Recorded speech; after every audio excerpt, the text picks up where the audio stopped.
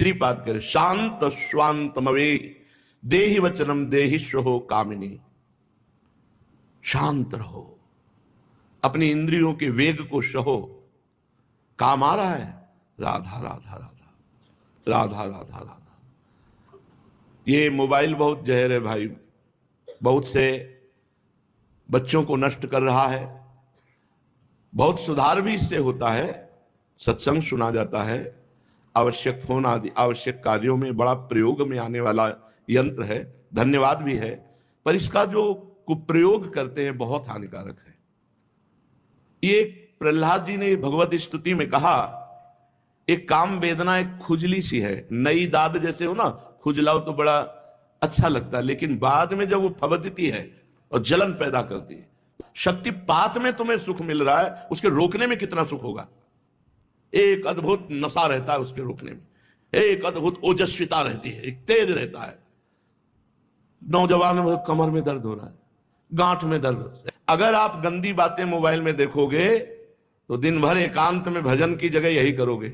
मान लो बहुत मन विचित्र है, जो देखता है जो सुनता है वही मनन होता है, जो मनन होता है वही क्रिया होती है।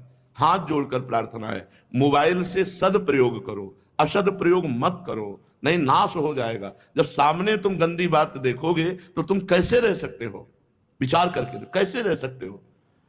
इसलिए सबके पास मोबाइल, अब ये ऐसा ना निषेध, देखो कैसी चाल से भेजा गया जहर, ना निषेध कर सकते हो इसको कि अब निषेध करो तो बहुत सी सेवाएं हैं जो उसी के आश्रित है, मोबाइल के ही आश्रित है, और निषेध न करो तो अब ये सब बात है। और स्मार्ट के नीचे कोई रखना नहीं चाहता। श्रीपाद कह रहे हैं अगर प्रेम प्रकट करना है तो शांत स्वांतमवे ही देहि वचनम देहिष्यो कामिनी रूपाग्नौ न पतंग वन्य पतरे चक्षु प्रमादादपि। जैसे पतंगा तेज के लोभ में जाके अपने को जला देता है, ऐसे ही ये काम का लोभ जो है सर्वनाश कर देता है बड़े बड़े ज्ञानियों का। अज्ञानियों की तो बात ही नहीं है। आप ज्ञानी नाम अपि चेतांसी देवी भगवती हिसा बलादा कृष्ण मोहाय महामाया प्रेक्षति। महामाया, हे नाथ मैं आपकी शरण में हूं, रक्षा करो। और हर समय राधा राधा राधा राधा तो बचने के चांस है। और ये गंदी बातें देखना, गंदी बातें करना, ये सर्वनाश है। ये बच्चों में ऐसे फैल रहा है वायरस की तरह, ये जो हस्त क्रिया है बच्चों में ऐसे फैल रहा है वायरस की। तो ये बहुत हानिकारक है। काम का जो स्वरूप है वो तुम्हारे हृदय में मंथन करेगा, पर उसका प्रयोग न करो तो शांत हो जाएगा। इसकी प्रक्रिया है जीतने की। जैसे जलन हुई बहुत अंदर, एकांत हो जाओ, शांत हो जाओ। शांत स्वांतमवे, शांत हो जाओ। राधा राधा राधा, लाडली जू कृपा करो, हे करुणा में कृष्ण कृपा करो, आपको बल मिलेगा। देखो बहुत फर्राटेदार सत्संग की बातें हम आपको बताते जाएं और नींव आपकी कमजोर है तो कुछ पकड़ में नहीं आएगा। दूसरी बात, माधुकरी की रोटी पाई, उसका अलग प्रभाव देखा। घर में एक घर में बैठ करके प्रसाद पाया, उसका अलग प्रभाव देखा। और भंडारे का प्रसाद जो बनता है अच्छा अच्छा गुलाब जामुन ये, वो पाके देखा, अलग प्रभाव। भूखे रह करके देखा, उसका अलग प्रभाव पड़ता है। यदि आप भजन में डूबना चाहते हैं तो सतोगुण की जरूरत है, और सतोगुण के लिए सात्विक भोजन की जरूरत है। सात्विक भोजन के लिए रोटी दाल सब्जी पर्याप्त है, इससे उदर पोषण करना है। मीठा एक पीस बहुत से बहुत। ब्रह्मचारी को खट्टी वस्तु, अधिक मीठी वस्तु, गरिष्ठ वस्तु, फूल गोभी, चावल, दही, कई ऐसी मूंगफली और ड्राई फ्रूट, सब ये सब बंद। बीमार की तरह भोजन ब्रह्मचारी का होता है। हल्का भोजन, सात्विक भोजन, अच्छे अच्छे पदार्थ पाओगे तो भजन नीरस होगा, और नीरस भोजन पाओगे तो भजन सरस होगा। कितनी बार सुना है, कौन धारण करता है। शांतम स्वांतम अवेहि देहि वचन। ऐसा नहीं प्रभु कि हम आपको उपदेश कर रहे हो और हम रसगुल्ला छान रहे हो, ऐसा नहीं है। सच्ची मानिए, अगर आप हमारे भोजन को देखेंगे तो आप यही कहेंगे कि ऐसा भोजन तो एक साधारण आदमी भी नहीं करता। नमक, थोड़ा घी रख लिए, ज्यादा नहीं, और रोटी से ऐसे, या थोड़ी सब्जी थोड़ी दाल, इसी से हमारा चलता है। और तो योग्य ही नहीं रखा। यही जीवन की बड़ी लीला विचित्र है कि जब पाने लायक थे तो था नहीं, और जब है तो पाने लायक नहीं है। और बड़ी भगवान की विशुद्ध कृपा है, बहुत विशुद्ध कृपा है भगवान की।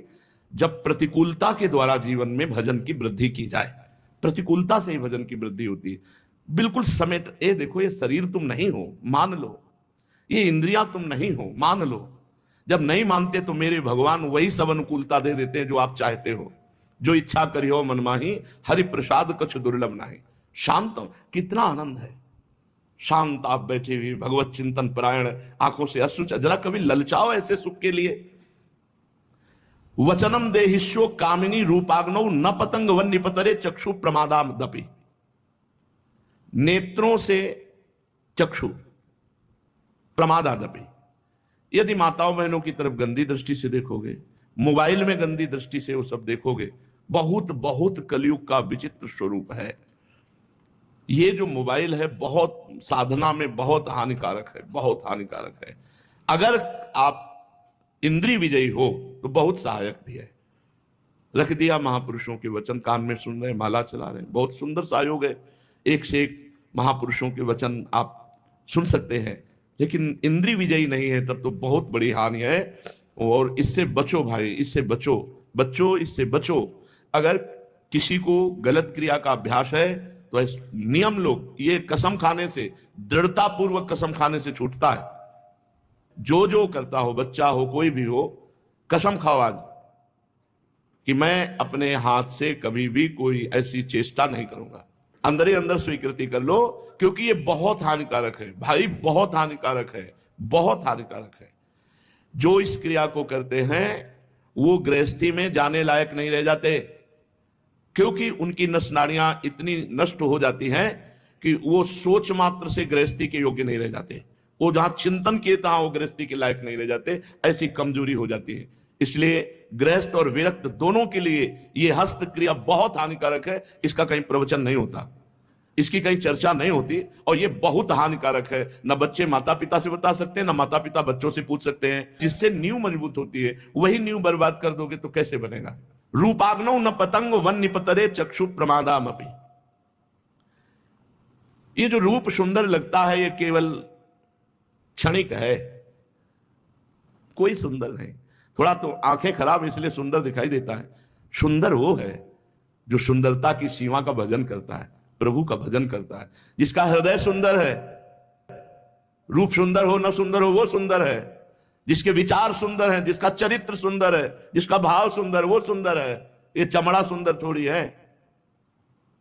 देख आए थे, कहती मैं खुश नहीं हूं, विश्व का हर सुख हमारे पास है।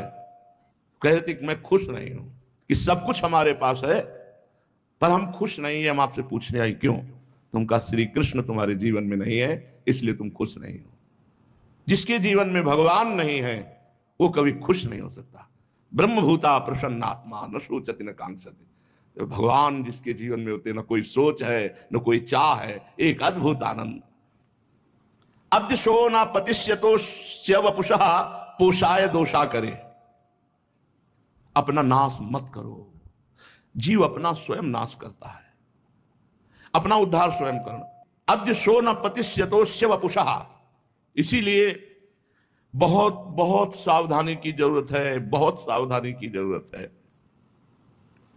बहुत कुछ देखा है इस संसार में, बहुत कुछ देखा है। भ्रमण करते थे ना, बच्चे थे ना, बहुत कुछ चुपचाप शांति से कहीं भी किसी भी जगह बहुत देखा है। ये दंभ, ये नाटक, ये पाखंड भगवान से बहुत दूर कर देता है। सच्चाई से चलो, एक एक कदम में आनंद का अनुभव ना हो तो मुझे बताना। अरे यार जब चल ही रहे हैं भगवान की तरफ तो सच्चाई से क्यों ना चले। अद्य शो ना पतिष्यतोष्य वपुषः। क्या तुम्हें पता है कि आज ही मर सकते हो या कल मर सकते हो? फिर पाप क्यों करते हो? क्यों आचरण बिगाड़ रहे हो? क्यों अपने मन और इंद्रियों को छूट दे रहे हो? पोषाय दोषा करे। इस शरीर से दोषों का पोषण कर रहे हो। कुरिया संगम अभंग वास नियमो वृंदावने गृहताम। महापुरुषों का संग करो, धाम आदि का सेवन करो, भगवान नाम जपते हुए अपनी इंद्रियों पर विजय प्राप्त करो और मंगलमय प्रभु के धाम चलो। ये बहुत हो गया संसार का खेल खेलते हुए। थोड़ा तो हिम्मत करो, थोड़ा हिम्मत करो। ये ऐसे क्रियाएं हैं कि आप ये भी कह सकते हैं कि मैं करता नहीं, हो जाता है। क्योंकि जब अभ्यास सिद्ध हो जाता है तो फिर करना नहीं पड़ता, फिर होता है। चाहे वो भजन हो, चाहे वो संसार की क्रियाएं हो। सिद्ध आदमी जो भजन करके भगवान का होता ना, उसकी दिव्य लीलाएं चलती, वो बात करता है भगवान। और जो प्रपंची होता है वो भी सिद्ध होता है, वो सोते समय जगते समय भी गाली गलौज संसार की बातें वही उसके, वो भी सिद्ध हुआ है क्योंकि जीवन भर वही किया है। तो जैसे बूढ़ा आदमी ना, तो देखा तो लगा किसी से बात कर रहा, अकेले में बात कर रहा है, अकेले में अपने आप में बात कर, जैसे सिद्ध पुरुष अपने आप में बात करते हैं भगवान से, ऐसे वो प्रपंच में खोया हुआ है। ऐसे ही ये गलत क्रियाएं भी सिद्ध होती हैं, फिर हटाना मुश्किल होता है, पर परिपक्व अवस्था आ गई अभ्यास की तो गलत क्रिया हटाना बहुत मुश्किल होता है।